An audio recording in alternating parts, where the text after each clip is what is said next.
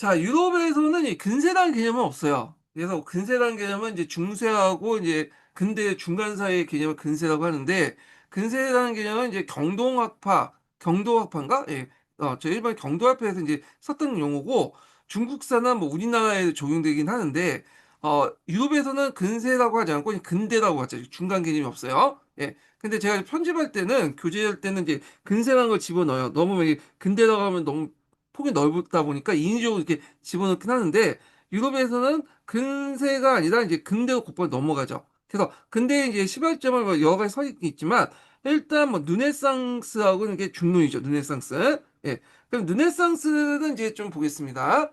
자, 르네상스와 관련된 문제는 이제 14세기 때 이탈리아 르네상스는 그 예전에 이제 뭐 사지선단 관련된 문제 때 르네상스 배경, 그다음에 그 르네상스의 이제 북유럽 르네상스가 어떤 특징이 있는가 이런 것들 이제 물어봤고요. 그 다음에 이제 또 그 르네상스의 도시국가 관련된 내용들이 꽤나 많이 나와요.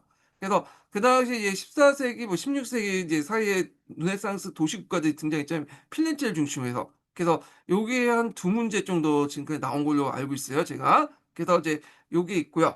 그래서 요 르네상스 도시국가 관련된 내용은 서총에도 한번 언급됐기 때문에 설정 내용도 이제 한번 살펴보기로 하겠습니다. 예. 그 다음에 북유럽 르네상스 부분이 있어요. 그래서 북유럽 르네상스는 이제 예전에 2차 기출 논술 문제 때 그때 배경 관련된 내용 문제 나왔고요. 예, 이런 것들이 나왔고, 또 북유럽 르네상스와 또 연결된 게 에라스무스죠. 에라스무스 관련된 내용들이 나왔어요. 그래서 에라스무스하고 루터 간의 관계, 뭐 에라스무스가 종교개혁에 영향 미친 거, 이런 것들이 이제 중심으로 한번 나왔습니다. 예. 그래서 나올 부분이 상당히 좀 있는 부분이에요. 르네상스. 그럼 먼저 르네상스의 의미를 이제 볼게요. 자, 여기 턱에 보면요. 자, 르네상스라는 말은 원래 프랑스어 재생이라는 뜻이며, 보다 더 구체적으로 14세기, 16세기에 걸쳐서 그리스 로마 문화의 고전 문화가 다시 부활하는 거죠. 그래서 예전에 신중심의 문화에서 인간 중심적인 문화가 다시 온 거죠. 일종의, 이걸 이제 바탕으로 해서 인문주의가 이제 싹둑다. 이렇게 이제 보시면 되고요. 그 밑에 뭐 르네상스와 시대적 개념이나 쭉 그런 것들이 있거든요. 근데 뭐 그냥 건너뛰고요. 예. 그 다음에 이제 여기에서 이제 르네상스 인식에 큰 영향을 줬던 사람이 누구냐면 이 사람이죠. 예. 그 브루크하르트라는 사람이야. 예, 이탈리아 르네상스 정확히의 문화라는 건데, 그래서 이때 이제 이 브루크하르트가 상당히 이제 어떤 의미였냐? 이게 르네상스라는 말을 일종의 역사 발전한 시기로서 파악하는 데 큰 역할을 했던 사람이야. 그래서 르네상스 역사 발전 속에서 도전해요. 하나의 독립된 완성태 형태로 이제 파악됐기 때문에 르네상스 중세와 단절된 그리고 고대와 이제 직결된 이런 것들이 문화적 형상을 파악되고 있다. 그래서 예전에 뭐 요거와 관련돼 갖고 뭐 이제 그 사리선단의 문제가 나왔죠. 여기에 이제 어 그 르네상스고 르네상스는 중세는 무시하고 요쪽 그리스 로마 고전으로 연결되는 복구주의적 어떤 특징을 갖고 있다. 이렇게 있는데 이런 관념을 제시한 것이 이제 이런 관점을 제시한 게 브루크하우트다. 이렇게 보시면 되겠습니다. 물론 이 브라크하르트의 이제 견해에 대해서도 이후에 이제 계속 뭐냐면 비판이 가해지고 저마다 다른 의견들이 있어요. 예. 그래서 이제 여러 가지 있는데 일단은 이제 그 르네상스 이제 할 때 보통 중세와 근대가 같이 공존하고 있다. 이렇게 이제 보고 있죠. 그래서 그 밑에 르네상스에 관한 견해들이 쭉 있거든요. 그래서 예전에는 이 부분을 좀 강조했는데 그냥 건너뛸게요. 어차피 이거 시험 문제에 나오기가 좀 어렵고 또 읽다 보면 뭐 저자의 어떤 주관적 견해가 많이 적혀 있거든요. 그러다 보니까 팩트 위주로 나오는 그 요즘 시험 문제에서 같지가 않아. 관점이나 뭐 이런 것들은 어 한번 읽어보시는 것도 좋긴 한데 약간 이제 시험하고 좀 관련이 없기 때문에 그냥 넘어 건너뛰고요. 자, 그러면 이제 이탈리아 르네상스의 배경을 보겠습니다. 자, 뭐 이탈리아 르네상스 배경은 여러 가지가 있지만 여기에서 내용을 보면 고전 문화의 어떤 원거 그 산실이죠. 그래서 이탈리아 반도 자체가 예전에 로마 제국의 터전이었잖아요. 이런 것도 있고 그 다음에 또 경제적 번영도 들 수 있죠. 지중해 무역의 중심지로서 북부 이탈리아 즉 도시 국가들이 있고 거기에서 이제 부유한 시민 계급들이 이제 등장을 하게 되죠. 그래서 이들이 학문과 예술을 이제 뭐냐 보호해주고 지원해주고 이렇게 했고요. 그 다음에 동방 문화의 유입, 뭐 비잔틴 제국. 예전에 한번 얘기했을 거예요. 그때 이제 비잔틴 제국에서 이제 그런 그 뭐냐면 심플라톤 철학 이런 것들이 들어오고 뭐 이슬람 문화도 들어오고 뭐 이런 것들이 그 뭐냐면 이탈리아 르네상스의 배경이 될 수 있다 이렇게 보시면 되겠습니다. 자, 첫 문장을 건너뛰고요. 그러니까 여기 이제 배경 관련된 내용들만 본격적으로 볼게요. 첫 번째 뭐냐, 왜 그 알프스 뭐냐 이탈리아 르네상스가 먼저 여기에서 일어났는가, 이탈리아 반도에서. 자, 첫 번째는 이탈리아는 로마 제국이 일어난 곳으로 고전 고대의 어떤 옛 터전이었으며 고대 문화가 다른 어느 곳보다도 더 풍부하게 잘 보존된 유물들이 많다. 유적과 유물들이. 그래서 이제 이런 것도 있고요. 자, 그래서 또 상대적으로 또 고전 문화 정통이 강한 데 반해서 이탈리아는 그 봉건 제도가 좀 약했죠. 고대 도시 정통이 강한 반에 이런 것도 있고. 자, 요거와 연결돼서 이제 보시면 되고요. 두 번째로는 십자군이 제기된 지중해 무역의 중심지로서 도시가 급속하게 발달했고 경제적 번영을 누리고 있었다. 그리고 이들 통해 부유한 시민층이 형성됐고요.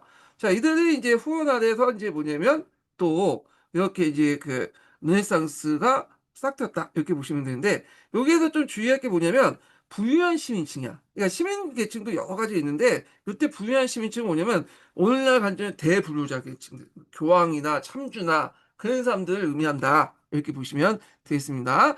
그래서 이제 이게 북유럽 르네상스하고 좀 비교해 볼 수 있는데, 북유럽 르네상스 같은 경우에는 좀 약간 그 대부르주아가 아니라 그 밑에 좀 중하위 부르주아, 그리고 좀 일반 평민들, 그 사람들이 이제 뭐냐면 그 북유럽 르네상스에 후원을 해주고, 후원보다는 좀 주도했다고 이제 볼 수가 있는데, 요때는 북유럽 시민층, 그러니까 아니, 부유한 시민층, 좀 권력 있고 힘이 있고 진짜 우리가 생각하는 그런 상위 0.1% 사람들이 이제 주도를 했다 이렇게 보시면 되겠습니다.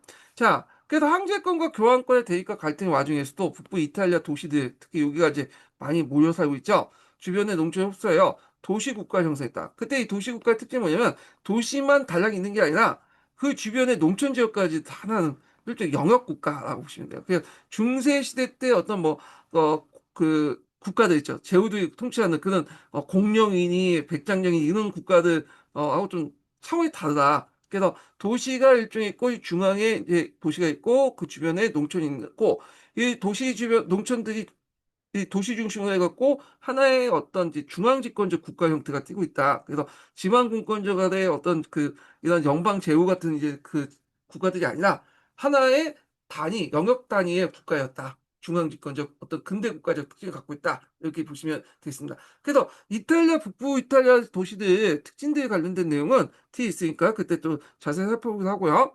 자, 그 다음에 이제 이렇게 국가 형성화 있고 원거리 무역과 모직물 공원, 그리고 중세 말에는 금융업으로 발달한 금융업으로 막대한 재산을 축출한 상층 부르주아들이, 특히 대표적인 게 메디친가죠. 예. 재래 기juk 지주 귀족과 더불어 새로운 도시 귀족을 형성하면서 도시 국가를 지배하게 되었다.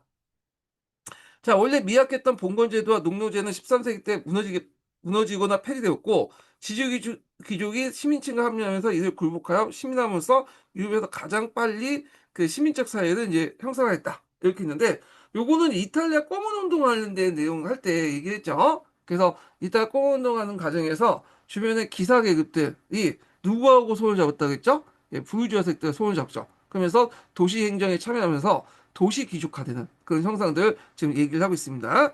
자, 그러면 이제 그 당시에 이탈리아 정치 정세를 이제 볼게요. 요게 이제 예전에 한번 시험 문제 나왔거든요. 잠깐 이제 지도를 보면서 좀 얘기하겠습니다. 이렇게 있는데, 자, 여기가 이제 이탈리아 지도예요. 이게. 그래서 이탈리아에 보시면 크게 세 부분으로 나눌 수 있는데, 하나가 이 북쪽에 있는 이 독립적인 도시 국가들, 북이탈리아 지역이죠. 그래서 여기 보시면 자주 시험 문제 나오는 것이 이제 피렌체 공화국이죠. 피렌체 공화국 여기 있고, 이 피렌체 공화국은 피렌체라는 도시 부근에 토스카나 평원이 있어요. 그래서 나중에 토스카나 공화국이라고 또 해요. 여기 이름이 바뀌었죠. 그 다음에 이제 이 피렌체 외에도 또 여기 보면 베네치아라는 게 있어요. 네. 이 베네치아는 이쪽에 있죠.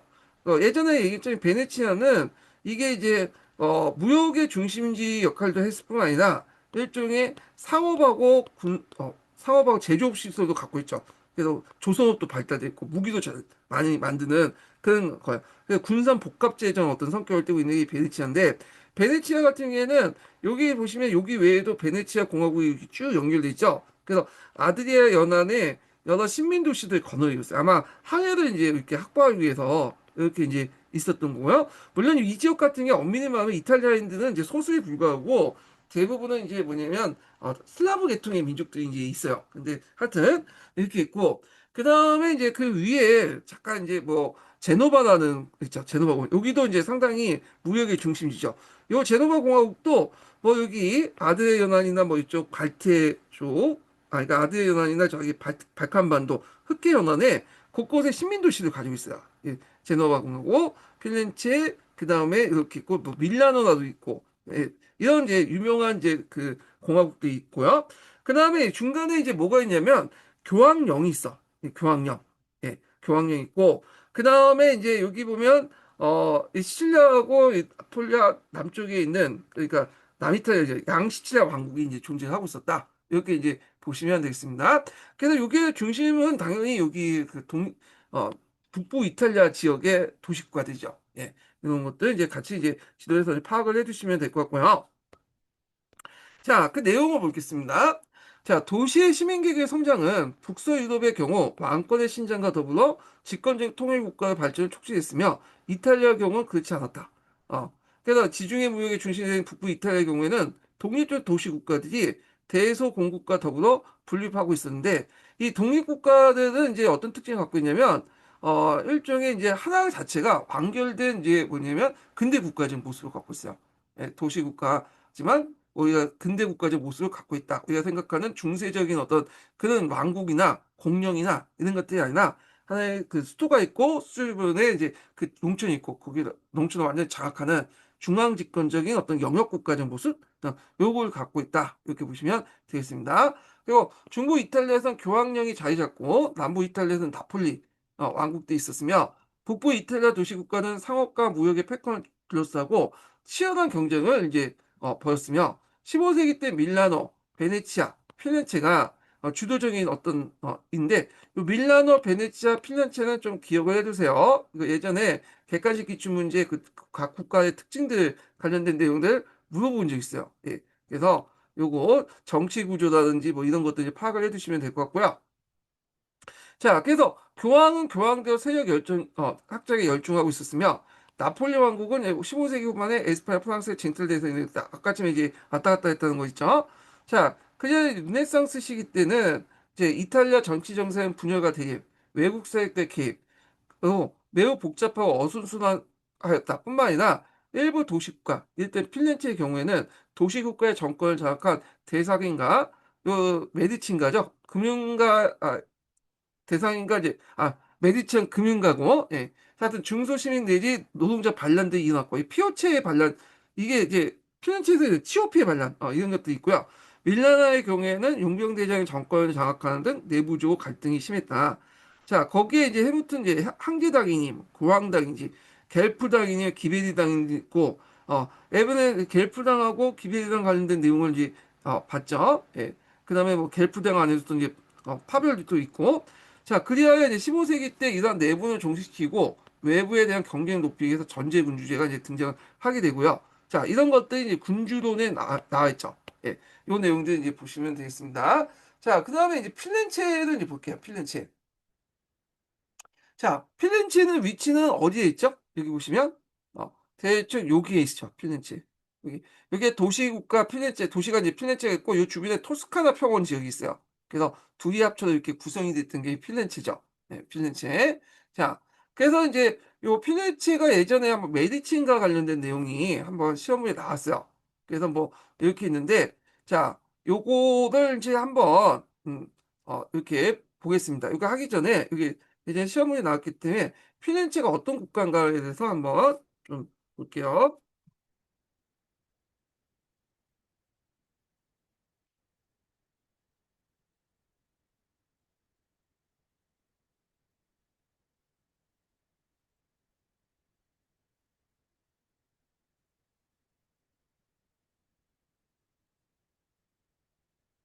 이 도시국가 관련된 내용.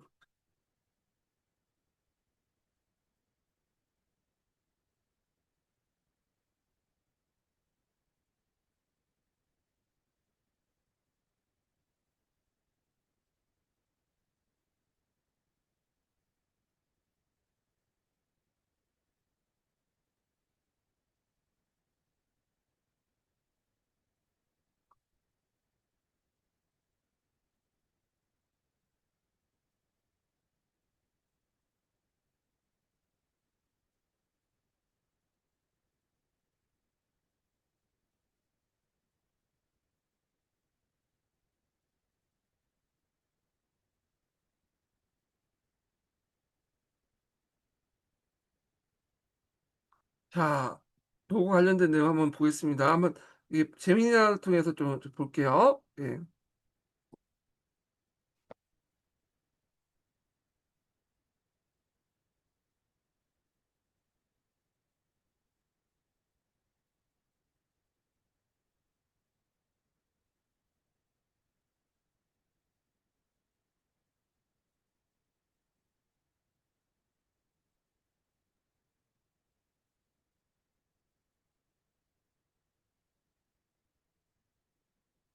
르네상스 시기 피렌체는 르네상스의 발상지이자 중세 유럽의 문화, 예술, 금융의 중심지였던 강력한 도시국가입니다. 신중심의 중세시대를 벗어나 인간 중심의 새로운 문화를 꽃피운 시대의 심장과 같은 곳이었습니다. 어떻게 르네상스의 중심이 되었나? 피렌체가 르네상스의 발상지가 될 수 있었던 데에는 경제적, 정치적, 사회적 요인이 복합적으로 작용했습니다. 막대한 경제적 부, 피렌체는 모직물 산업과 무역으로 큰 부를 축적했고 특히 금융업이 크게 발달했습니다. 복식북이나 어음 같은 선진 금융기법을 개발하여 유럽 금융의 중심지가 되었고 여기서 나온 막대한 자본이 문화예술 발전의 토대가 되었습니다. 자유로운 공화정 체제, 피렌체는 왕이나 황제가 다스리는 곳이 아닌 길드 상공업 조합을 중심으로 한 공화정 체제였습니다. 시민들은 정치에 직접 참여하며 자유로운 분위기 속에서 개인의 능력과 창의성을 발휘할 수 있었습니다. 고대 로마 유산, 이탈리아 반도에 위치하여 고대 로마의 유적과 문화를 쉽게 접할 수 있었고 이는 고전 문화를 부활시키려는 르네상스 정신의 중요한 자양분이 되었습니다. 메디치 가문, 르네상스의 위대한 후원자. 르네상스 피렌체를 이야기할 때 메디치 가문, 메디치 패밀리를 빼놓을 수 없습니다. 은행업으로 막대한 부를 쌓은 메디치 가문은 피렌체의 실질적인 통치자로서 자신들의 부를 예술과 학문 후원에 아낌없이 사용했습니다. 코시모 데 메디치, 로렌초 데 메디치 등은 단순히 돈만 지원하는 것을 넘어 예술가들과 직접 교류하며 그들의 창작 활동을 독려하고 보호했습니다. 이들의 후원 아래 레오나르도 다빈치, 스스로식 미켈란젤로, 보티첼리, 브루넬레스키 등 르네상스를 대표하는 수많은 천재 예술가와 학자들이 피렌체에서 마음껏 재능을 펼칠 수 있었습니다. 메디치 가문은 르네상스라는 꽃을 피우게 한 문화의 정원사였던 셈입니다. 피렌체가 남긴 유산, 인문주의의 탄생, 신이 아닌 인간의 이성과 잠재력을 중시하는 인문주의, 휴머니즘과 피렌체에서 시작되어 유럽 전역으로 퍼져나갔습니다. 예술과 건축의 혁신, 원근법이 회화에 도입되고 고전 건축 양식을 재해석한 피렌체 대성당의 돔이 건설되는 등 예술과 건축 분야에서 혁신적인 발전이 이루어졌습니다. 정치사상의 발전, 마키아벨리가 약군주론을 저술하는 등 근대적인 정치사상이 싹트는 무대가 되었습니다. 결론적으로 르네상스 시기 피렌체는 자유로운 사회 분위기와 막대한 경제력을 바탕으로 메디치 가문이라는 위대한 후원자를 만나 인류 역사의 황금기 중 하나를 연 도시국가라고 할 수 있습니다. 예. 자, 한번 했고요. 자, 필렌체에 관련된 이제 서계 내용을 이제 좀 보겠습니다. 자, 여기 보면 르네상스의 중심이 되고 부르크하르트에 하면 최고의 정치적 자각과 가장 다양한 인간적 발전을 보여준 필렌체는 빌라니에 기록이 되면 인구 약 9만 명, 그다음 글을 배우는 아동이 뭐 8천만 명 이렇게 쭉 있고 이건 넘어갈게요. 자, 그래서 이제 필렌체는 이미 12세기 때 모직물 제조와 판매를 유수한 그런 도시로 이제 성장했고 13세기 때 대상인과 금융업자를 중심으로 한 상층 부르주아가 시정을 해서 봉건 귀족 세력을 구축하고 공화정을 이제 수립했다. 그래서 이제 이런 3층 부르주아 세력들 중심한 어떤 그런 집단 지도 체제 그런 것들 이제 이렇게 보시면 되겠습니다. 그리고 1829년에 농노제가 폐지되었다. 어차피 이제 이탈리아 같은 농노제가 형식적으로 존재했기 때문에 제일 많이 빨리 폐지됐다고 보시면 돼요. 자, 그러나 이러한 발전은 내부적으로 사회 계층간의 대립을 발생시키고 시종을 독점한 상인 시민, 즉 대시민들에 대한 소시민의 어떤 반발, 특히 장인이나 직인 등 소생산자들의 저항이 발생되어 14세기 중후에는 그들 역시 시장에 참여하게 되었다. 자, 그리고 이제 이런 시정을 참여한 걸 보고 나서 COP라는 것은 그 이제 아래 단계에 있는 사람들이야. 여기에서 이제 있는 애들은 여기에 있고 COP 그 밑에 있는 이제 노동자다 보시면 돼요. 그래서 그 당시에 모직물을 이제 그 뭐냐면 만들었거든요. 그래서 모직물 짜고 하는 그런 걸 소모공이라고 했는데 이 소모공을 TOP라고 불렸어요. 그래서 소모공이 이제 뭐냐면 또 이거 보니까 얘네들도 이제 개겨가지고 이제 뭔가 얻어냈잖아요. 그러니까 자기도 좀 얻어내자 해가지고 TOP의 난을 일으켰어요. 일종의 도시발령 이단이죠. 그래서 TOP 소모공은 임금 노동자나 다른 어느 하층 시민으로서 그들의 반란으로 조합을 만들 권리와 또 이를 통해 시정 참여의 길을 열리는데 이런 것들이 이제 어떤 그 영향을 주냐 하면 중간에 이 소시민들하고 대시민들의 갈등이 있었잖아. 그러니까 얘들은 이제 뭐 부르주아, 얘는 뿌띠부르주아 그런 건데 얘네들 그 밑에 있는 프롤레타 계층들이 반란이 그 일어나서 어느 정도 권리를 획득한 거 보니까 소시민들이 갑자기 두려워지는 거야. 그러니까 이제 이들을 견제할 필요가 있겠다 해가지고 그때 이제 소시민들의 지지하는 게 메디친가가 이제 부각이 됐다 이렇게 보시면 되겠습니다. 자, 그래서 이제 하층 시민의 지출과 거듭되는 이제 사회 계층과의 대립은 대부분 시민들에게 불안감을 줬다는 거. 그래서 정치적 안정과 경제적 번영을 유지한 강력한 지도자가 요망됐고요. 그래서 이제 대금융가로 알려진 메디친가의 코시모가 이제 15세기 때 정권을 장악했고요. 그의 손자였던 로렌츠 때 계속 공화정 형태였지만 실제로 참주 역할을 하는 전제군주에 군주했다. 그래서 언제 있는데 요거 관련돼서 이제 한번 시험 문제 났죠. 메디친과의 코시모 관련된 내용인데, 자, 요거 관련된 내용 한번 읽어보겠습니다. 이거 이제 시험 문제 나왔기 때문에 한번 볼게요. 읽어보는 게 아니라 살펴보겠습니다. 예, 그래서, 여기 보면 메디친과의 이제 사람 중에, 코시모 대 메디친이라는 사람이 있거든요. 이 사람이 예전에 한번 시험 문제 나왔기 때문에, 어, 볼게요.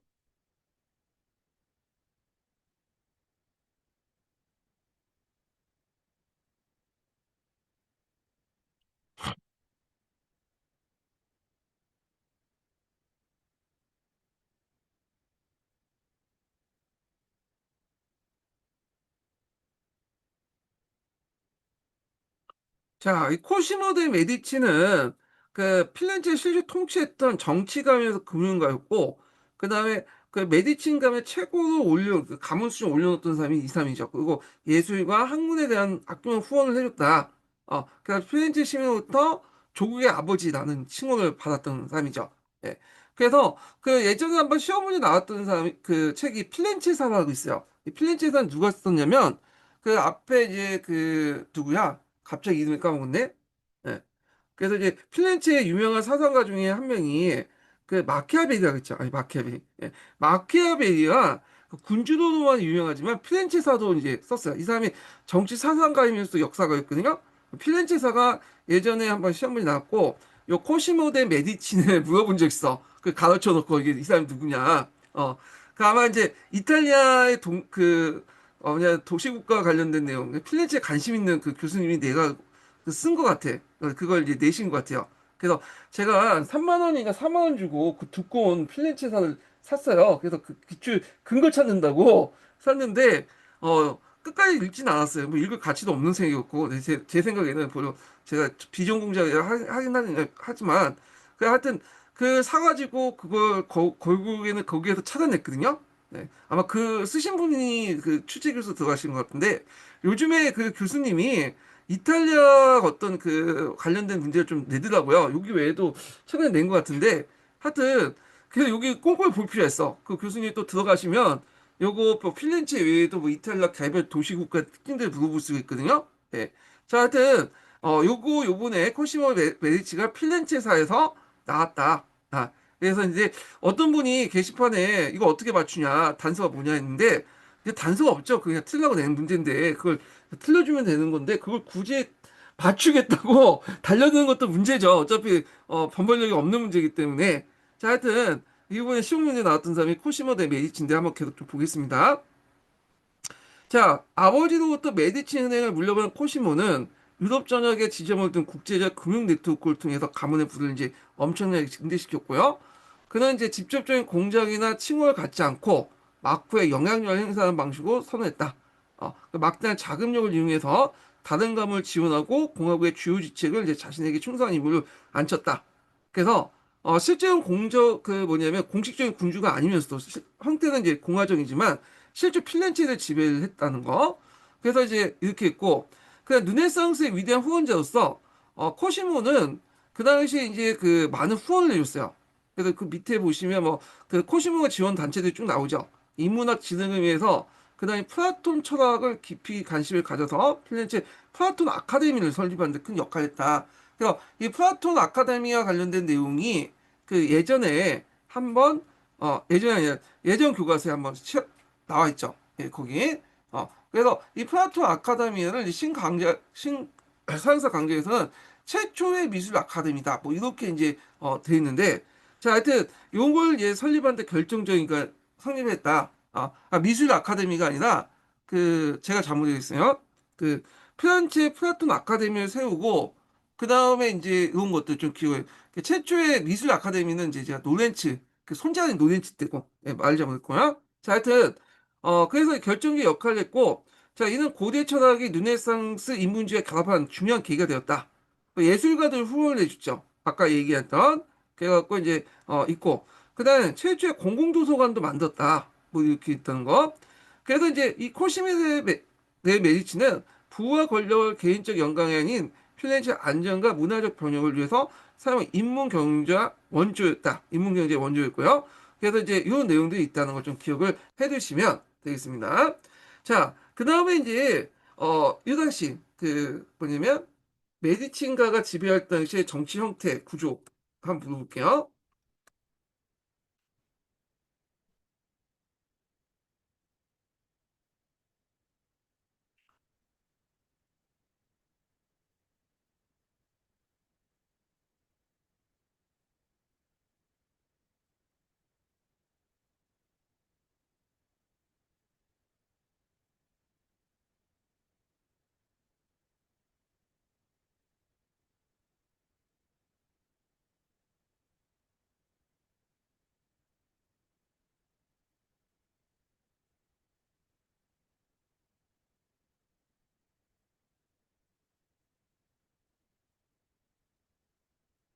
자, 메디친가가 지배했던 이 핀란드 정치구의 특징에 대해서 물어본 그 예전에 나왔어요. 그래서 요걸 이제 공화국의 탓은 그런 군주정 또는 비공식 참주정 이렇게 이제 그 근데 시넬리아라고 이제 얘기하는데 그래서 이제 이런 것들인데 겉으로는 공화정이지만 실제 몇 명이 통치하는 어떤 가두적 공화정 이렇게 이제 표현할 수 있어요. 그래서 그 당시에 핀란드는 법과 제도상 완벽한 공화국이었다. 겉으로는.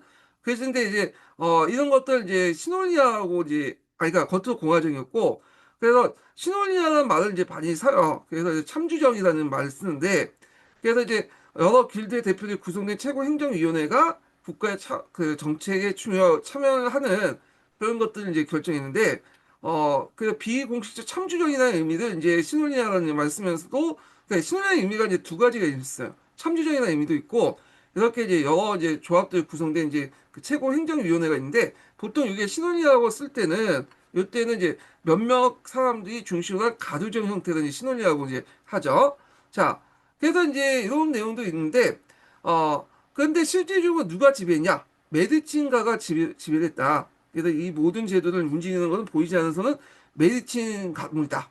그래서 겉으로는 공화정이지만 실제로는 이제 뭐냐면 딥스테이트라고 하죠. 스테이트. 요즘에 공화당이 이제 주장하는 숨어 있는 정부라는 이제 그 메디친 가문에 있다. 정부가 디스테이트라는 그 존재가 메디친 가문이었다는 거죠. 그래서 코시모 데미치를 비롯한 메디친 가문의 수장들은 공식적으로 군주나 종신 독재가 아님에도 불구하고 다음 같은 방법으로 필렌체를 실제로 지배했는데 금융을 통해 지배. 그러니까 메디치가가 자금력이 되게 뛰어나잖아요. 그러다 보니까 이제 이런 걸 통해서 이제 했고, 그 다음에 선거 과정에 규모하게 개입해서 신혼이야를 비롯한 주요 공직자들 자신의 사람을 앉히는 방식으로 했다는 거. 그래서 메디친 가문의 허락 없이는 임명될 수 없고요. 그 다음에 자기 가문에 반대하는 세력들은 이제 뭐냐면 제거하는 거. 뭐 세금을 무겁게 물리거나 뒤집어서 추방하는 형태고. 그 다음에 또 퍼플리스트 같은 성격도 있죠. 대규모 지지를 대중들의 지지를 얻는 방식이죠. 그래서 대규모 건축 사업에서 일자를 만들고 화려한 축제나 예술원을 통해서 시민들의 한심을 사고. 그래서 겉으로는 공화적인데 이렇게 이제 보이지 않는 손에 의해서 독특한 가두 정치다. 그래서 이제 이런 것들이죠. 그래서 이런 가두 정치 관련된 내용이 예전에 그 시험 문제 나왔죠. 그게 공화정 필렌체가 통치할 때 어떤 특징을 가지고 있는가? 이건 권력구조의 특징 관련된 내용이 시험 문제에 나왔습니다. 자, 그러면 이제 관련된 내용을 또 한번 읽어볼게요. 어디까지 읽은 거야? 네. 자, 그다음에 그 손자였던 로렌츠라는 사람이 있어요. 이 로렌츠도 이제 시험 문제 나오진 않았지만 최초의 미술 아카데미를 만들었다라고 서강자에 있거든요. 예, 그런 거 있고 그다음에 이제 예전에 시험 문제 나온 게 이제 필리핀의 권력구조의 특징이 있죠. 그래서 겉으로는 공화정 형태 유지했지만 실제로 전제군주로서 군림했다. 예, 디스테이트 역할을 했다. 그래서 보이지 않는 정부 같은 역할을 했다는 거. 그 다음에 또 이제 그가 죽은 후에, 그가 죽은 거야 아마 로렌츠가 이제 이렇게 죽은 후에 강신적인 사본을 올라가는 사람이 있었어요. 신비주의자인데 반 르네상스 종교 개혁 운동을 해갖고 한때 메디치인가가 필렌체에 추방됐다.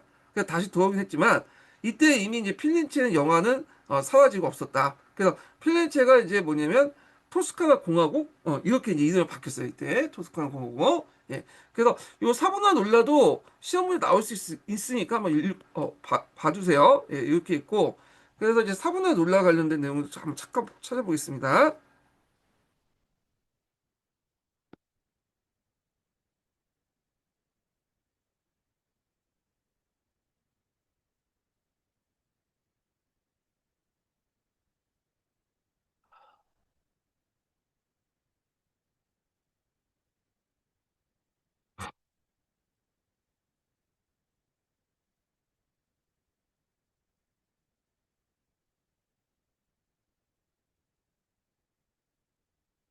자, 이 사람은 이제 신정정치를 했던 사람이에요. 그래갖고 메디친과 쫓아내고 신정정치를 했고, 그런데 이제, 그때 뭐, 샤르팔스가 이탈리아를 공격하니까, 그 당시 이제 뭐, 이렇게 하는 과정에서 뭐, 했다고 하는데, 그 밑에 이제 내용도 있어요. 몰라가고 이제 쳐있는데, 이거 내용 있는데, 한번 쭉 봐주세요. 그냥. 제가 보기는 좀 그렇고, 시간 관계상 이제 요 정도만 소개하고 넘어가겠습니다. 이런 사람이 있구나 하고 넘어가시면 되겠습니다. 예. 신비주의자면서 메디친가를 쫓아내고 신정 정치를 했다. 그래서 이제 그때 많은 이제 물품들 뭐 일종의 홍위병처럼 많은 그 그리스 르네상스 예술품이나 이런 것들을 다 없애고 있어요. 아마 이 사람이 이제 세속적 가치가 있는 걸 다 뭐냐면 없애고 그랬던 것 같아. 예. 그래서 상당히 강신도였다 이렇게 보시면 되고 이 사람의 교황 간의 갈등도 있고 또 민심 위반도 있고 결국에는 이제 체포돼서 이제 처형당했다. 이렇게 이제 보시면 되겠습니다. 그래서 이 사보나 놀라의 이제 종교 개혁적 모습들, 그 당시에는 평가가 안 좋았죠. 그렇지만 나름대로 이제 교회 부패에 맞서서 신앙의 순수성을 회복하려는 그 열정은 훗날 마르틴 루터 같은 종교 개혁가에 큰 영향을 줬다. 이렇게 보시면 되고, 그래서 어떤 사람은 종교 개혁의 어떤 선구자로서 이제 기억을 해야 된다. 뭐 평가도 있어요. 이 사람이요. 예, 그런 것도 있다는 거. 자, 다시 이제 들어와서, 자, 그래서 이제 이렇게 한번 읽어봤고요. 필렌체 관련된 내용을 한번 읽어봤고요. 자, 그 다음에 이제 그 베네치아를 보겠습니다. 베네치아. 요거 쭉 읽고, 그 다음에 서총 한번 보는 식으로 이제 할게요. 베네치아 넘어가기 전에 두 번째 인증번호 알려드릴게요. 두 번째 인증번호는, 마지막 인증번호죠. 마지막 인증번호는 76번입니다. 네, 76번이에요. 자, 베네치아인데, 베네치아도 예전에 객관식 기출문제 나왔어요. 그래서 이제 그 베네치아 관련된 예문이 나오고 그거에 대해서 이제 물어본 적이 있어요. 그래서 이것도 나올 가능성이 많아. 근데 이제 내용이 좀 짤막하죠. 예. 그 베네치아는 어디에 위치했냐? 이렇게 보면 여기에 위치했습니다. 여기. 음, 여기 있고 그다음에 이쪽에 이제 시민도시를 가지고 있죠. 예. 그래서 베네치아가 다른 이제 북부 그 이탈리아 도시 국가 중에 제일 안정된 정치 구조를 가지고 있다는 게 좀 특징이에요. 예. 그래서 일단은 이제 보겠습니다. 또 베네치아. 자, 이 베네치아 관련된 내용도 한번 개관하고 나서 읽어보는 식으로 할게요. 예.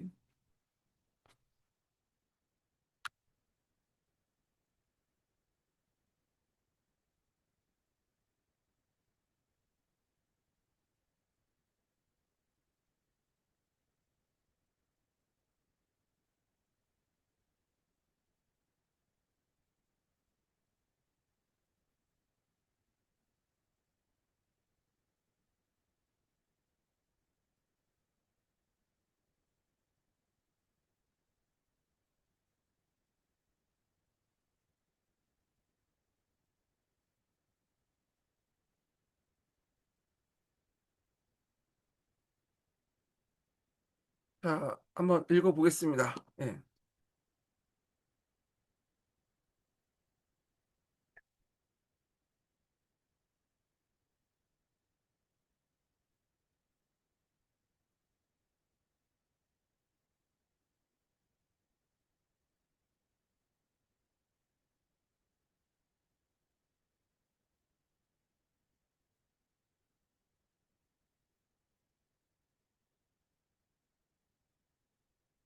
르네상스 시기 베네치아는 지중해 무역을 독점한 경제 강국이자 안정된 과도 공화정 체제를 바탕으로 독자적인 문화를 꽃피운 바다의 여왕이었습니다.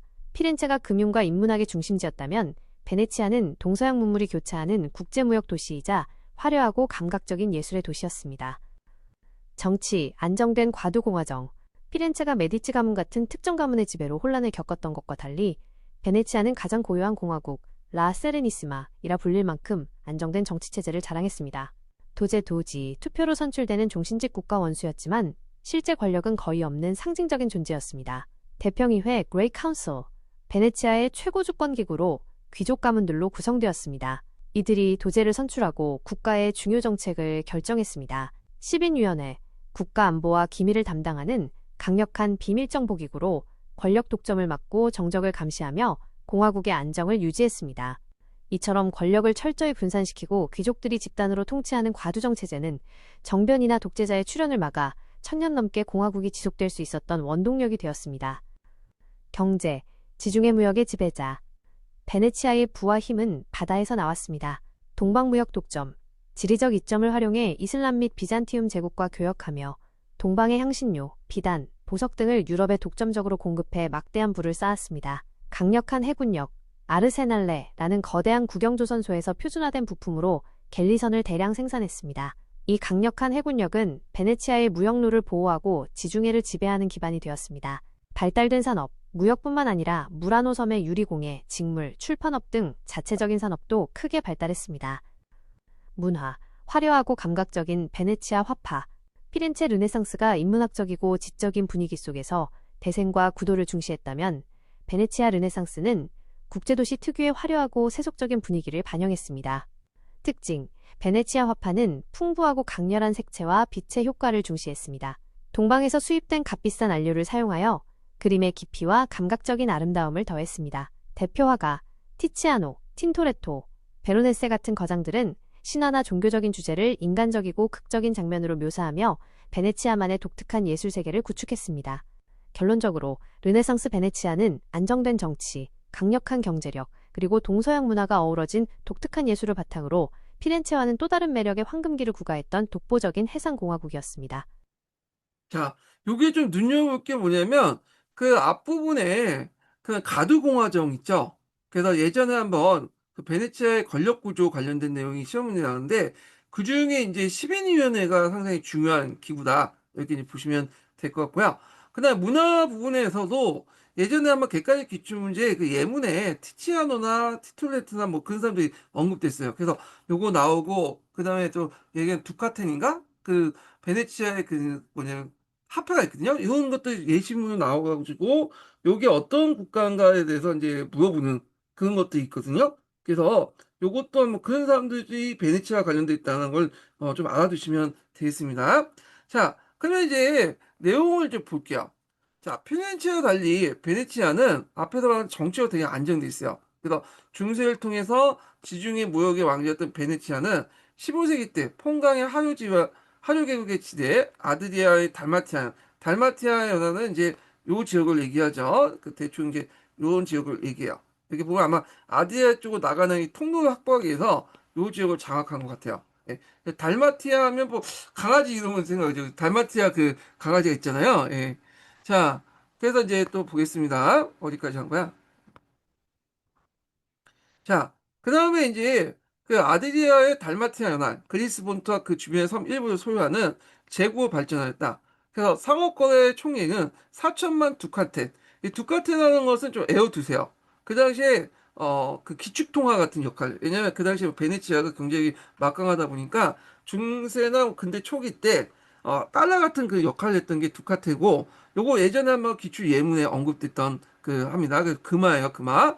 자, 하여튼 두카트에 달하고 3,000개의 소선, 그 대선, 2개의 마스를 가진 갈래선 있는데 베네치아는 막강한 또 조선소도 가지고 있죠. 예전에 얘기했지만 4차 그 십자군 전쟁 때 그때 4차 십자군 전쟁 때 필요한 배라든지 무기라든지 다 어디에서 만든 거예요? 베네치아에서 만든 거야. 그만큼 군산 복합체적인 어떤 성격을 띠고 있는 도시다. 이렇게 보시면 돼요. 오늘날만 방산업체들이 이제 있었던 곳이죠. 자, 이러한 이제 베네치아는 정치적 가두적인 공화국이었고요. 처음엔 시민회의에서 이제 종신직인 총독을 이제 선출했으나 식권은 이제 전 시민의 2% 되지 않은 대상인 수준 넘어갔다.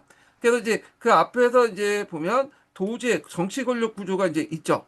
여기. 그래서 도제가 있고 그 밑에 대평회였는데 그 대평의에서 이제 도제를 뽑는 거고 실제 이제 행정기구 역할을 했던 것은 이제 시민위원회라고 보시면 돼요. 그래서 시정의 실무를 담당했던 소위원회도 선출했으나 가장 핵심적인 것은 시민위원회다. 이렇게 이제 보시면 될 것 같고요. 자, 그리고 이제 총독인 도지에는 형식적인 것에 불과하고 가장 그 중요한 기능이었던 것이 이제 그 뭐냐 시민위원회다. 그래서 예전에 한번 시민위원회 관련돼 갖고 시험문에 나왔거든요. 좀 기억을 해두시고요.